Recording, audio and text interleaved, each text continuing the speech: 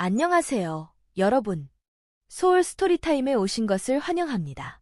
오늘부터 일본 미스터리의 거장, 히가시노 게이고 작가의 살인의 문 한 권을 시작합니다.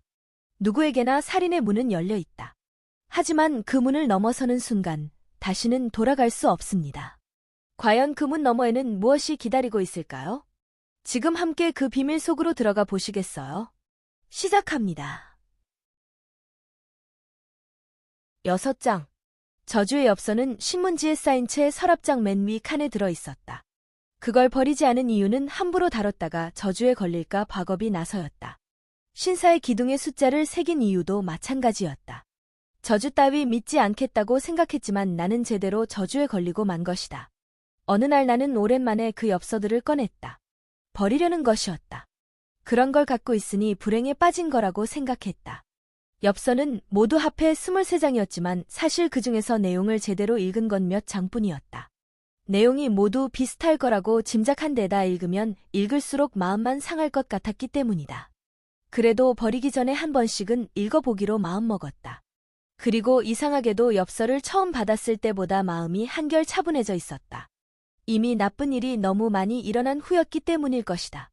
그런데 엽서를 읽으면서 새로운 사실을 알게 되었다. 내 한자 이름이 잘못 적혀 있었던 것이다. 내 이름은 한자로 전도화행인데 맨 마지막 글자가 행이 아닌 신으로 되어 있었다. 가만 생각해 보니 이유를 알 것 같았다. 엽서를 보낸 사람들은 나를 알지 못한다. 저주의 편지에 적힌 주소와 이름을 베껴 적었을 뿐이다. 그러니 편지에 처음 내 이름을 적은 사람이 잘못 적어 넣은 것이다. 범인은 나를 잘 모르는 사람이라는 생각이 들었다. 어디선가 내 주소와 이름을 보고 장난삼아 저주의 편지에 써넣은 것이다. 아무리 그렇다 해도 이 얼마나 아이러니한 착각이란 말인가. 행을 신으로 착각한 탓에 내 인생 자체가 행복에서 불행으로 바뀌어 버렸으니 말이다. 나는 범인이 나와 같은 학교 학생일 것이라고 짐작했다. 생각이 거기에 미치자 더더욱 사립중학교에 진학하고 싶어졌다. 초등학교에서 알고 지내던 녀석들은 대부분 공립중학교로 가기 때문이다.